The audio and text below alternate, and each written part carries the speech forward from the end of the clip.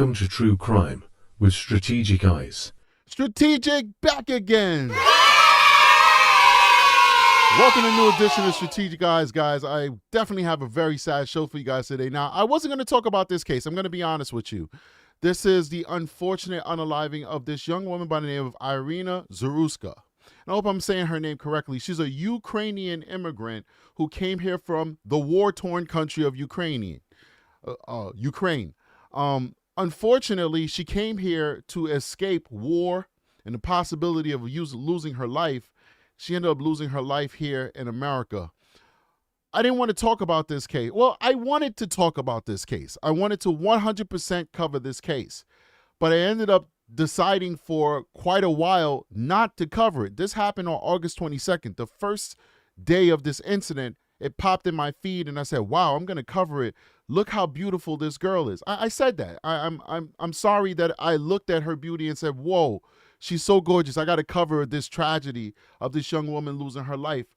And then it started free falling into this whole political, race, immigrant, all the isms you could think about. We started seeing the news devolve into it, where it became more of a political talking point than giving awareness to a victim of a very violent crime. Well, somebody recently, I think it was Claire in the comment section, said, hey, Strategic, I wish you'd talk about this case. And I told her no. I said, no, I'm not going to talk about it because it's too political.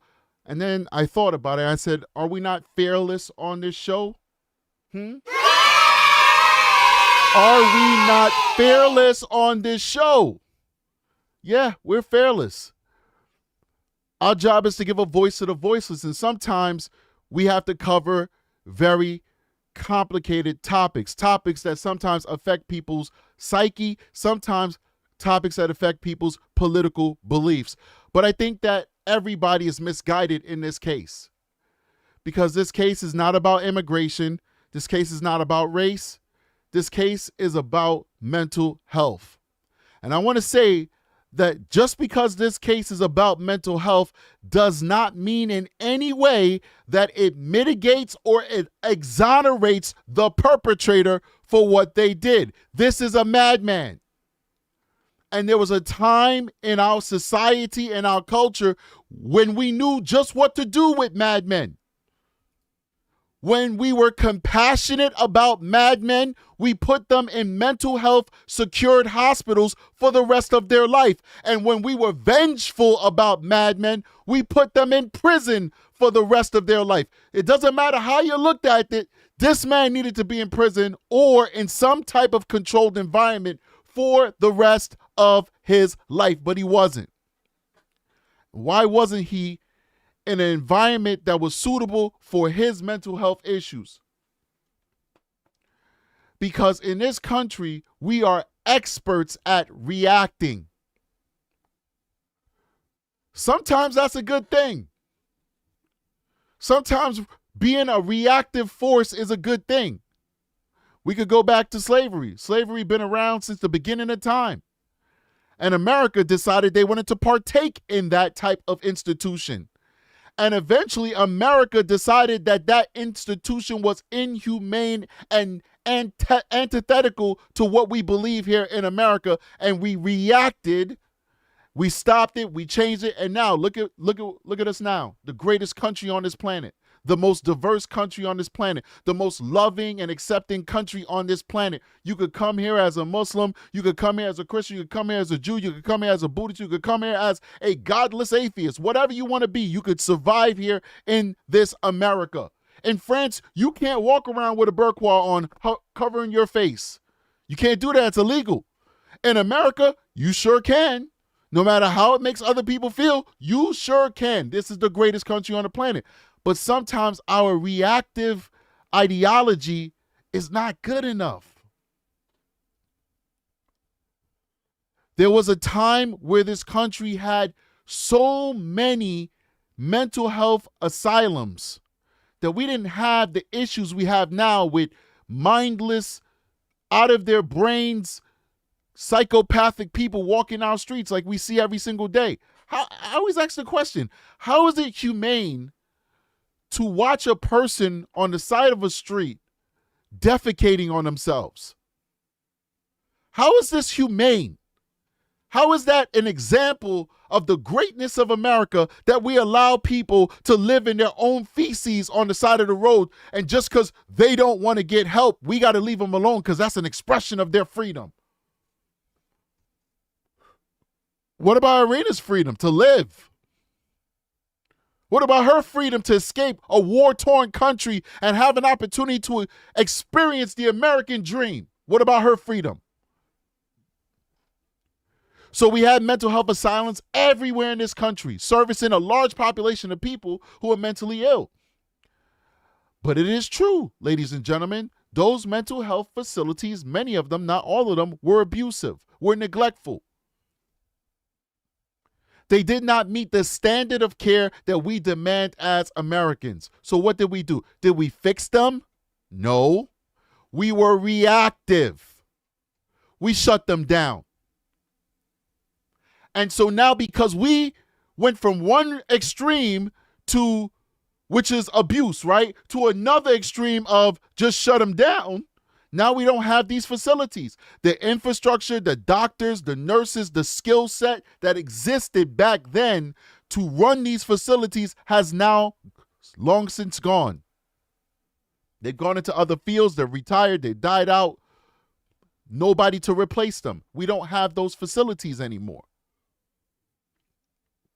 So now we see situations like this happening all across this country. This is the video. We will not be showing the unaliving of Ireina, but we'll show you just up until the moment that her life is ending. Watch this.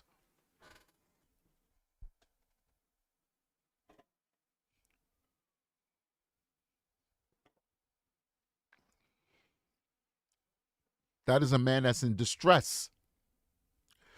He is in full psychosis right now. Anybody, any cop, EMT, doctor, psychologist knows what that face looks like. That's psychosis. Watch this. Look at this beauty.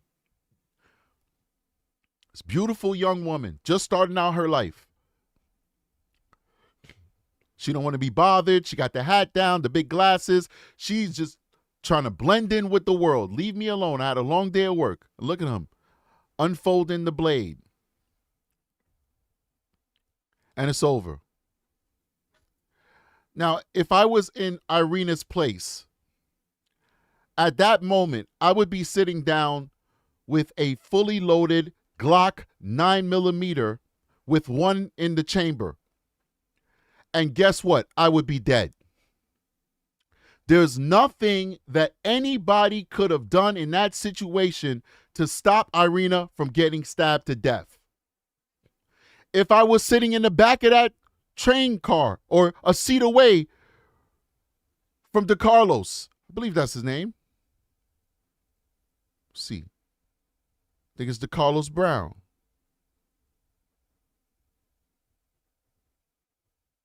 It's Decarlos Brown. If I was sitting across from Decarlos, fully armed, I would not have been able to stop Ireina from getting stabbed in her neck. I'd be able to react to it. I probably would have put two into Decarlos, but she would still be stabbed. There's nothing that could have stopped that attack. But there are things that could have prevented it. At that moment, at that second, at that minute, there was no stopping the attack of Ireina, but we could have prevented it, ladies and gentlemen. We could have prevented it. If only we start taking mental health seriously in this country. I'm telling you, as a law enforcement officer, at least half of our crime problem, both being the victims of crime as well as the perpetrators of crime, are mentally ill people. If we start taking the time to actually address mental illness in this country, the vast majority of the crime that we experience in this country will go out the window.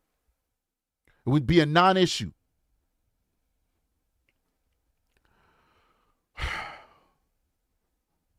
I want to jump into this. News We have the newly released video of the deadly stabbing that happened on the CAT's Blue Line train. Yeah, this case has certainly sparked those renewed concerns we've been hearing about safety on public transit, and many folks now raising questions about mental health. WCNC Charlotte has made the decision not to show the full attack due to the graphic nature, out of the utmost respect as well for the family and friends of the victim. And WCNC Charlotte's Jesse Pierre is joining us now. Jesse, you're walking us through now this video and also the concerns that experts are telling you need attention. Well, you know, like you mentioned, this video captures a very terrifying moment, showing the moments leading up to the attack of 23-year-old Ireina Zerusa, who came here from Ukraine to escape war. But unfortunately, her life was taken in a tragic way. Now, this case raises many questions about safety and security on public transit, but it also raises many questions about mental health, the suspect's state of mind, and if any warning signs were missed there. This is video surveillance of the night. Ireina Zerusa enters the Blue Line at the East-West Boulevard station stop. You can see she takes a seat directly in front of Decarlos Brown, the suspect. At first, nothing seems unusual, but 4 minutes later, he pulls out what appears to be a pocket knife and suddenly stabs Zerusa multiple times. Zerusa then collapses. As Brown walks to the front car, takes off his sweater, and wraps his hand before exiting the train. Police arrested him on the platform shortly after. CAT says nothing in Brown's behavior that night raised alarms before the stabbing. Former FBI agent and former federal prosecutor M. Quinton Williams gave us his take on this and whether improved security could help prevent future incidents like this one. I think they have a good camera system, and that's... And so, you know, this is why I say we're fearless on this channel, because we're trying to talk about this from a holistic point of view. At no time have I blamed this victim, and the trolls are coming in and they're making racist statements and they're making this about black versus white, etc. When this is an American issue. It's an issue about keeping all Americans safe. And so this is what I was talking about when I expressed to MM Claire, a longtime supporter of the show. We do appreciate her, in the chat of a different video, why I did not want to wade into these waters, because it opens up the floodgates for evil people. I believe people who are divisive and use tragedies like this to separate us on race are evil people. I believe that they are children of the devil. And I hate to get into biblical, but there has to be something wrong with you mentally, probably not far off from what's wrong with a person like Decarlos, to want to divide people purely based on their skin color, especially in this time when we're all educated. We're not, you know, prehistoric people. We're just starting out in the Industrial Revolution 300 years ago. We are all people living in modern times, and we know that there's no difference between us. The only thing that separates us is culture and upbringing and morals. That's it. We're all the same.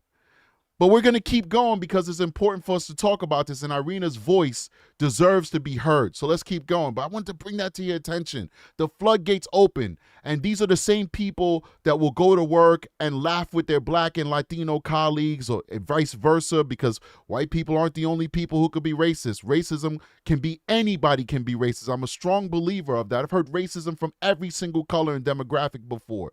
And they'll pretend like they're hee-hee and ha-ha, and they're laughing and having fun. And then when they get into their homes, they transform into these evil people because they're hiding with the anonymity of the internet. But that's just a reflection of your character and nothing more. It's who you are, the darkness that's in your soul. Find Jesus, please. It's really important, and that can be a deterrent in and of itself. It also helps to solve the crime, which it did here. My question would be about the private security or off-duty police security that patrols the line. Is that adequate?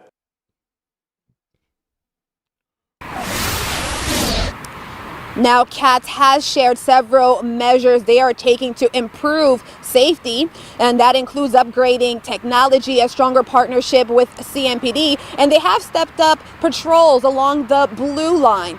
Meanwhile, Brown, who did not have a ticket... There's no patrols that could have saved Ireina. There's no patrols. There's no extra police presence. We just witnessed with our own eyes what Decarlos did to her. a good police officer, an ex-Navy SEAL, nobody on that train could have stopped that attack. That is not an attack that you could mitigate through being reactive. That is the only solution to that, is to be proactive, is to institute policies that remove people like Decarlos from our society. They're not equipped to be amongst us because of their mental disability. And it's okay to say that. It doesn't make them less of a human being. It means we should put them in humane conditions where they can get treatment for their mental instability or disability and get the best quality of life possible for them. Being free amongst us does not necessarily mean that they have their best quality of life. Because now, with his mental disability, he's going to jail for life, which is where he deserves to be for what he did to Iryna. When he could have been in a hospital setting with people who are making sure he's taking his medication. He could have got to the point where he got day passes that he could go out into the world and have a good time, go to the movies, visit family members, but return to the hospital to make sure that he's taking his medication. His medication is properly helping him become stabilized. That's what he needed. But we don't do that in our society. We don't take mental health seriously. Big shout out to MM Claire. We spoke about her. We're talking about this because of her. With a $5 super chat, she says, Iryna had a BLM poster in her apartment. God bless you, Strategic. Her assailant had been arrested more than 10 to 15 times. His mom committed him. We're going to talk about that as well. Big shout out to you, MM Claire. And big shout out to ZT Den with a $5 super chat. Says, if you look at it close up, he looks like he's talking to voices in his head. So no, he did not display normal behavior. Yes, I agree 100%. He definitely was decompensating. I think I saw something from a nurse. I can't pronounce your name, but NRSRCHD says a former psych nurse, so many, I believe, are truly possessed and tormented. So she's a former psych nurse, and she thinks that some of these people are possessed. I hear you. She said Nurse Ratchet. That's what it's supposed to mean, Nurse Ratchet. Just write that out, darn it. You guys kill me with your screen names, man. I'm getting old. That's a hot name. Just write Nurse Ratchet, not the abbreviation like it's a license plate. But anyway, let's keep going, man. I do agree with you, man. I believe in spiritual, man. I believe in spirituality. I don't care what anybody says. I do believe, ladies and gentlemen. All right. You know, and this is the funny thing, right? So I wanted to point this out, right? How we just not on, and another thing, we're not tough on crime in this country. That's why we have a lot of issues we have. So I'm just minding my business. Inside of my news feed pops up this article. And we'll get back to Iryna, but I want to just give you an example of how other countries don't play the games that America plays with its citizens, with the safety of its citizens. Now, I'm not saying I agree with this, right? I'm not saying that I believe that this punishment was just, right? But this young woman from Britain, this is her right here. That's her mother in the back. Her mother is very beautiful for her age, by the way. They look like twins, to be exact. If I'm the dad, well, that happened to me. My kids look nothing like me. They look like their beautiful mother, all right? I'm just like, I was just the sauce to make the birth possible, but everything else is mommy, right? So it is what it is. If I'm her dad, I'm like the same way. Like, she's a product of her mother. So look at this young lady. She looks just like her mother. If I'm single and I'm out on a date and both of them are of age, I won't know who to pick because her mother looks so beautiful at her age. This young woman, 23 years old, is a law school student. She goes out to Dubai for a vacation. For whatever reason, she decides to have 50 grams of cocaine on her. That's 50 grams of cocaine. That's 50 grams of cocaine right there. Dubai gave her life in prison. She's never been in trouble. She's going to a good university. She's about to be a lawyer in the UK. No more. She is currently serving a life sentence in Dubai right now because of this amount of cocaine. Guess what? Dubai does not have a drug problem. If she was in America with this amount of cocaine, she'd be out on no bail right now, walking the streets, doing whatever she wants. This amount of cocaine equals life in prison for this young woman who has never seen a handcuff in her life until she went on a probably $6,000 to $10,000 vacation to Dubai, because Dubai is not cheap. Should she be doing life in prison? I don't think so, because I am just, I'm an empathetic person. I'm a bleeding heart empathetic person. I want to be kind and give chances to everybody but the rapists and the murderers and the pedophiles. I think all three of them should die. I'd say that very frankly on my show because I don't care. Pedophiles, forcible rapists, the ones that use guns and knives and beat you up and all that stuff, those guys got to go. And the people who take people's loved ones away unjustly, they got to go too. Everybody else, I'm empathetic. Give them a chance. Come on. One chance, not 2 and 3 and 4 chances. Give them one chance. Come on. But Dubai doesn't have a drug problem. There's a reason for that. Because if you bring this in their country, they're going to give you life in prison. I want to just bring that to your attention. So let's go to the judge. This is the judge that people said have released this guy. Let's read up what they had to say. This is IRYNA. This is the judge. Let's read the article.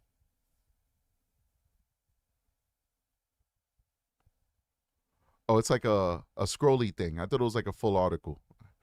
Judge under fire for releasing Ukrainian refugee murder suspect. The North Carolina judge who released, The North Carolina judge who released, North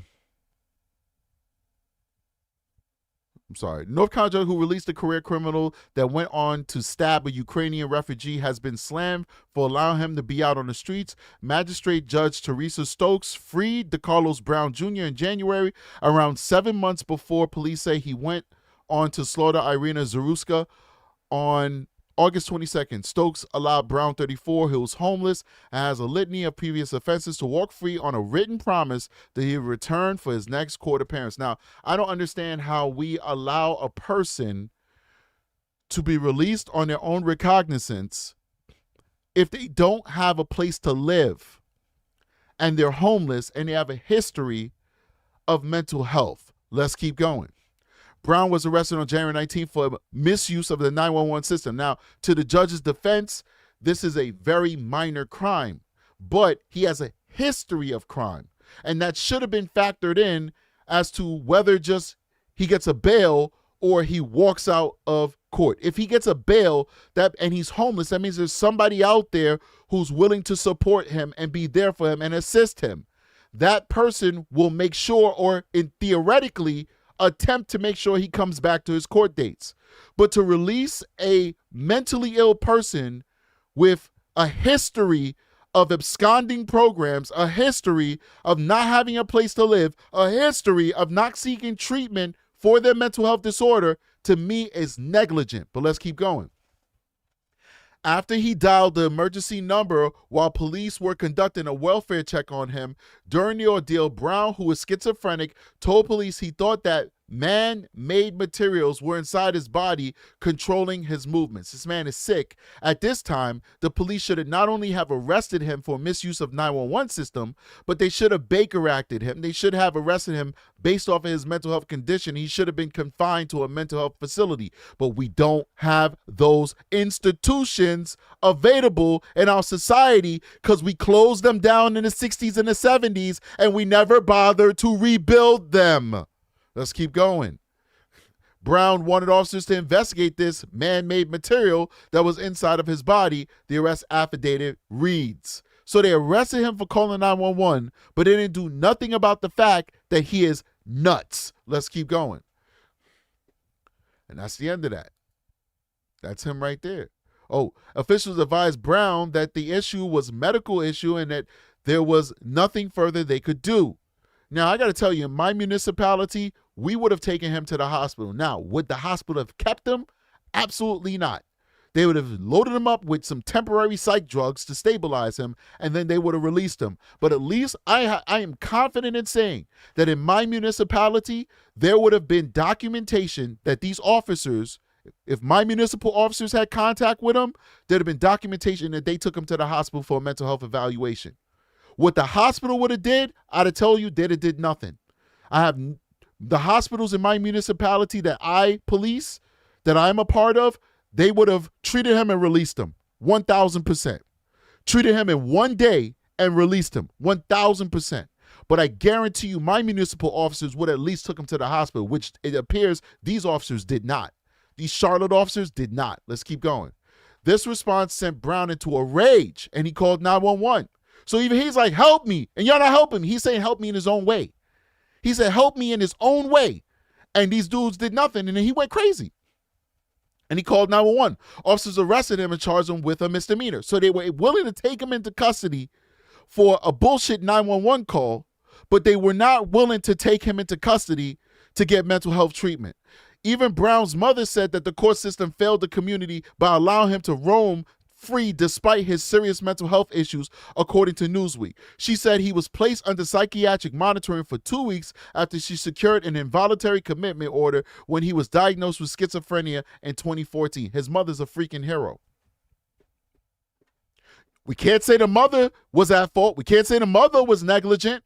His mother is an adult, and she's still trying to take her own son off the streets to the best of her abilities. But guess what? Society's not listening because we're reactive. We're not proactive. His mother's being proactive, but we're not being proactive with her. Therefore, we failed her, we failed him, and most importantly, we failed Iryna. We failed Iryna. He's nuts. You can't hold it against you. Guys, how many of you guys got kids that are under the age of 10? Let's say you got some brand new white shoes. Like you got some Nike Uptowns, man, the 97s, the white color. And your sub 10-year-old child steps on your shoe. How many of you are going to be mad at that child? If you are, you're a terrible human being. Kids can't control where they step. You wouldn't be mad because you say, this is a little kid. They don't know what they did. They just stepped on my white Uptowns. Oh, well. You get over it. You get a piece of cloth and you wipe them off and you keep it moving. The same methodology of why you would not be mad at a little kid for making a mistake is the same situation with this guy. We could be upset, of course. We have a right to be upset. But he is bona fide mentally ill. And so we have a duty as a society to protect ourselves and to help him protect him from himself. We have to protect us from him and also protect him from himself. So if we don't do the job of protecting ourselves by protecting Iryna, protecting ourselves, protecting him from hurting himself, that's our fault. It doesn't absolve him from what he did. He has to pay. He has to go to jail for the rest of his life. There's no ifs, ands, or buts about that. But we also have to acknowledge as a people, as a society, that we failed Iryna. We also failed him because we did not do what we were supposed to do, which was lock him up in a mental health facility and give him the help that he needs so he wouldn't hurt Iryna.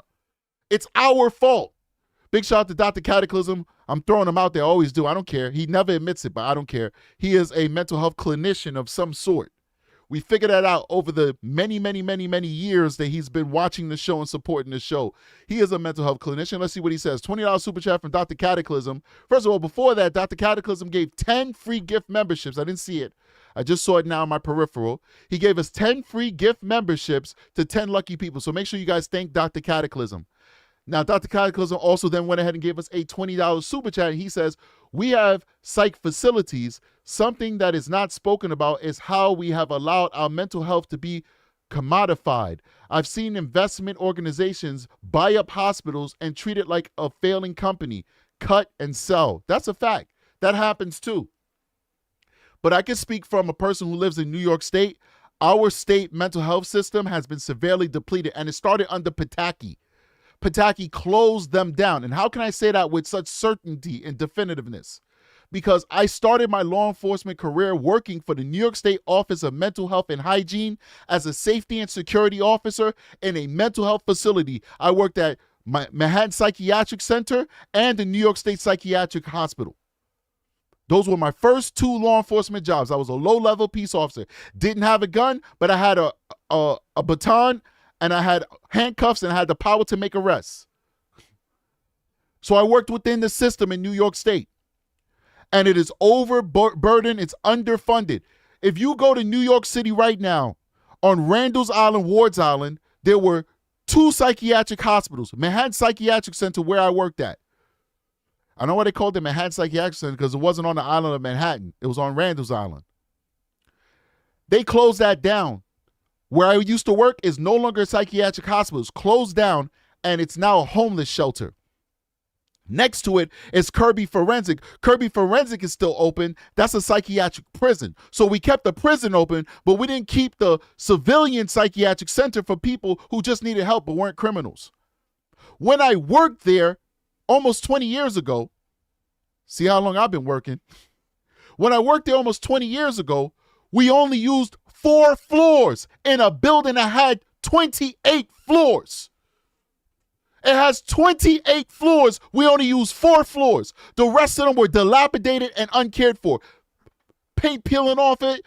We'd have to patrol those empty floors because the elevators were so old they couldn't lock those floors off. So the psychiatric patients would sneak in the elevators, go to those floors, have sex, make babies, and then the state would take the babies away because they're not fit to be parents. It was a revolving cycle. We had some ladies that worked there that were working on their 6th and 7th kid. They would just have intercourse with each other, and then they get pregnant, and then we take their children away. It was a very sad cycle. They used to call me Batman because that was my specialty, sneaking up on them, breaking them up, and then taking them back to the main part of the facility.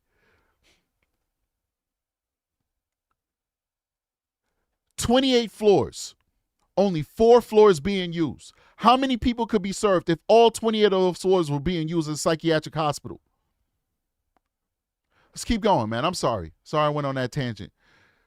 Officers advised Brown the issue was medical and that there was nothing further they could do. The response sent Brown into a rage, and he called 911.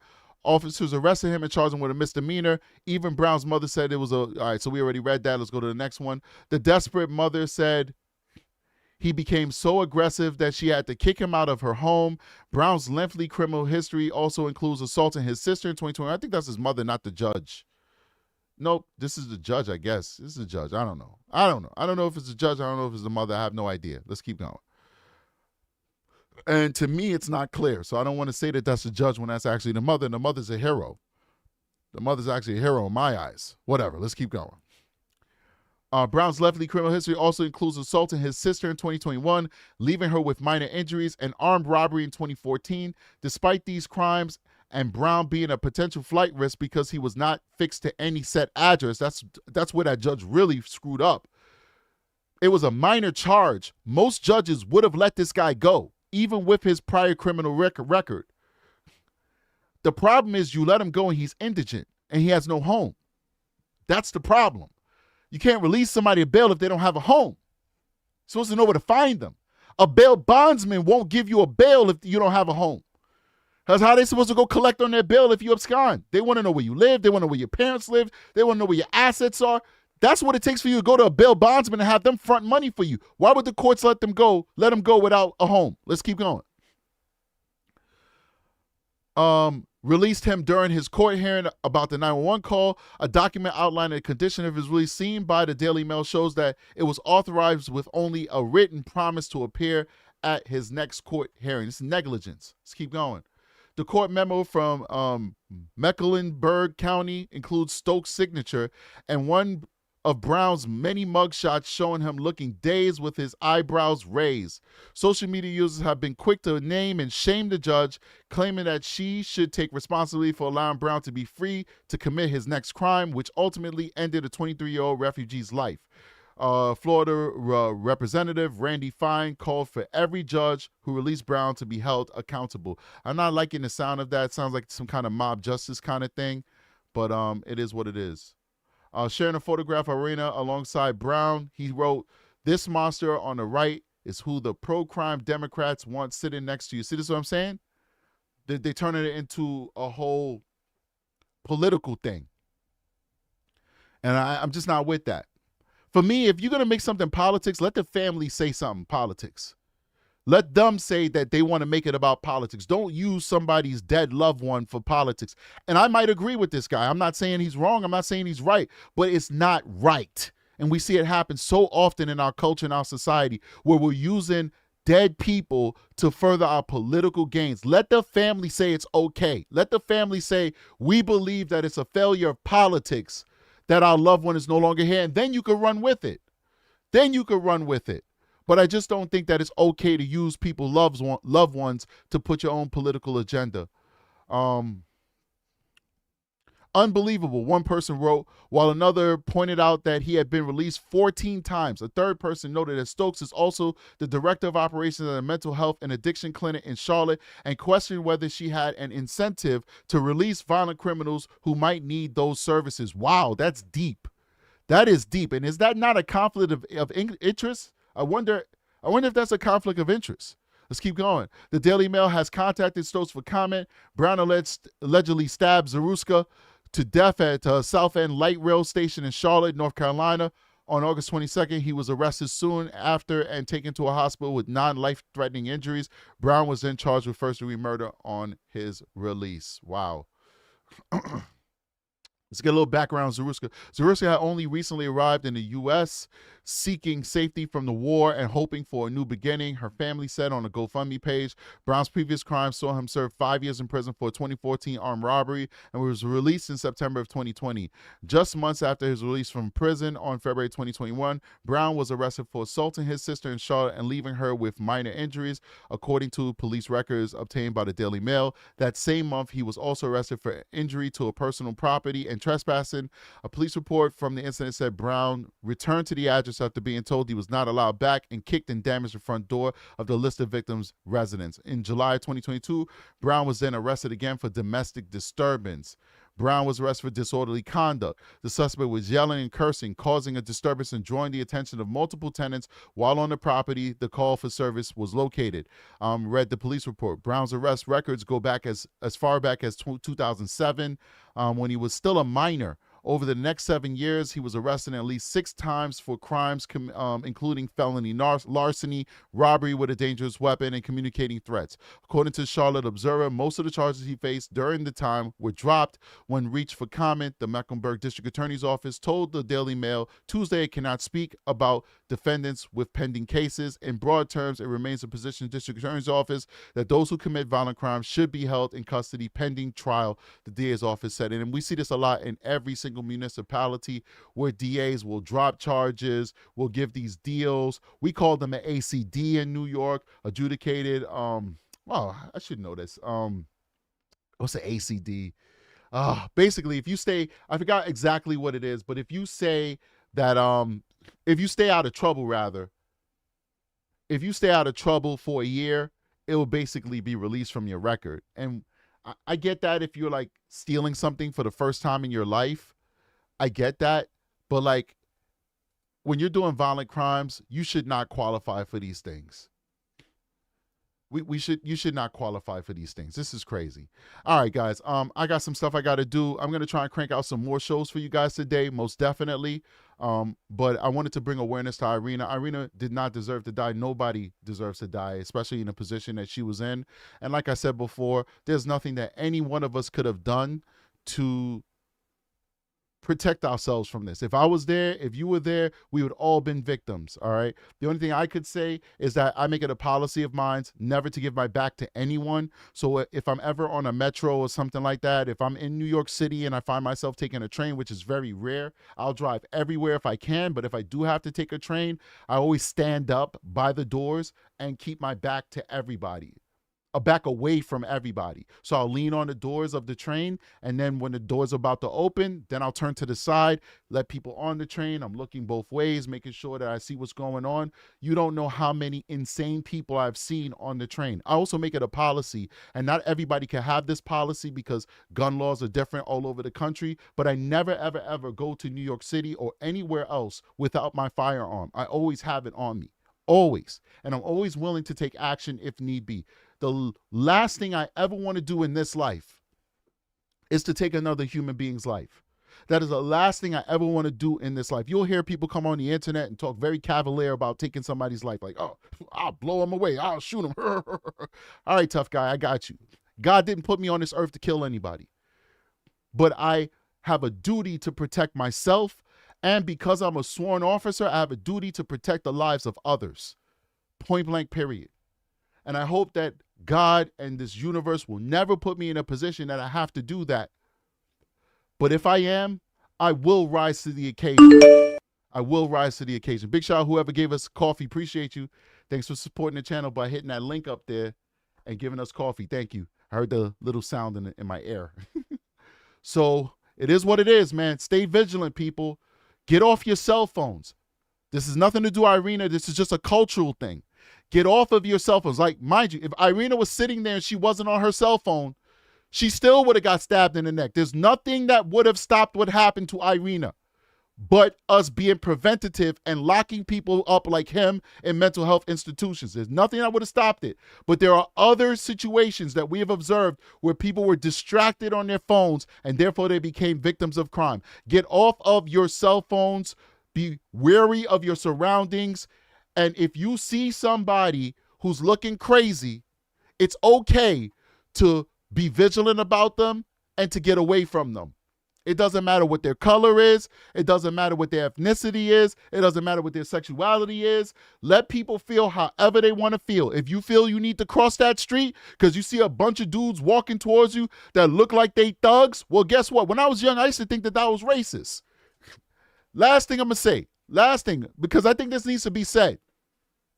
When I was young, I thought that it was racist for a white person to cross the street when they saw me walking. Well, guess what? Is it really racist if I'm presenting myself like I am the titular example of a thug? If I'm walking across on the street with my pants below my butt and I'm diddy bopping and my face is looking like this, is it really profiling or inappropriate for somebody else to look at me presenting like that and say, I'm not going to gamble with my life for your feelings. I'm going to do what makes me feel comfortable and I'm going to cross that street. I don't think so. Now that I'm an adult, I don't think so.